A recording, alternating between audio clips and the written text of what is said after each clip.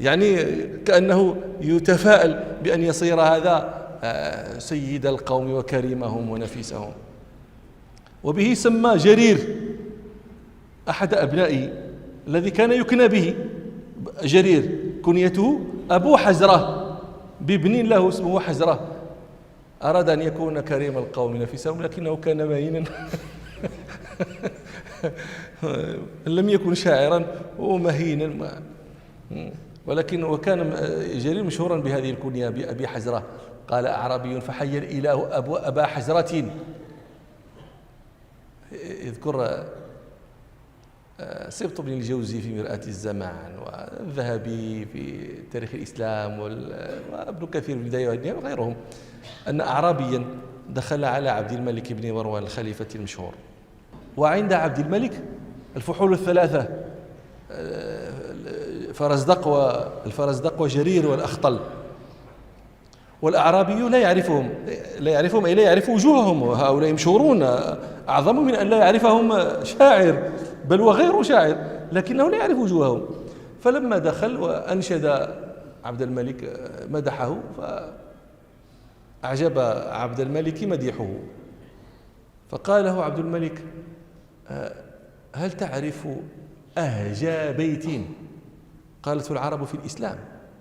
فقال الأعرابي نعم، قول جرير فغض الطرف إنك بالنمير فلا كعبا بلغت ولا كلابا. فقال عبد الملك فهل تعرف أمدح بيت قالته العرب في الإسلام؟ قال نعم، قول جرير ألستم خير من ركب المطايا وأندى العالمين بطون راحي. قاله فهل تعرف أرق بيت قالته العرب في الإسلام؟ قال نعم، قول جرير إن العيون التي في طرفها حور وفي رواية مرض قتلننا ثم لم يحيين قتلانا يصرعن ذا اللب حتى لا حراك به وهن أضعف خلق الله أركانا، وفي رواية الإنسان. فقال عبد الملك هل تعرف جريرا؟ قال لا والله وإني لرؤيته لمشتاق. فقال عبد الملك هذا جرير وهذا الفرزدق وهذا الأخطل.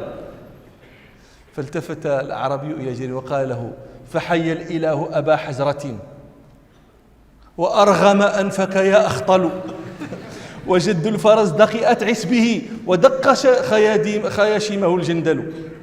فغضب الفرزدق وقال الأعرابي يا بل أرغم الله أنفا أنت حامله يا ذا الخنا ومقال الزور والخطل، ما أنت بالحكم لترضى حكومته ولا الأصيل ولا ذي الرأي والجدل. يعني أنت تقول حي الإله كذا وهذا أتعس به وهذا، أنت صيرت نفسك حكما، ما أنت بالحكم لترضى حكومته، من يرضى حكومتك أنت؟ وقام الأخطل أيضا مغضبا وقال يقول الأعرابي يا شر من حملت ساق على قدم ما مثل قولك في الأقوام يحتمل إن الحكومة ليست فيك في أبيك ولا في معشر أنت منهم إنهم سفل. أنت تحكم بيننا، الحكومة كانت فيك أنت أو في أبيك، ليست لا فيك ولا في أبيك ولا في قومك كلهم، إنكم معشر سفل أنتم. فغضب جرير وقام إليهما يقول لهما شتمتما قائلا بالحق مهتديا شتمتما قائلا بالحق مهتديا عند الخليفة والأقوال تنتظل أتشتمان سفاها خيركم حسبا ففيكما وإله الزور والخطل.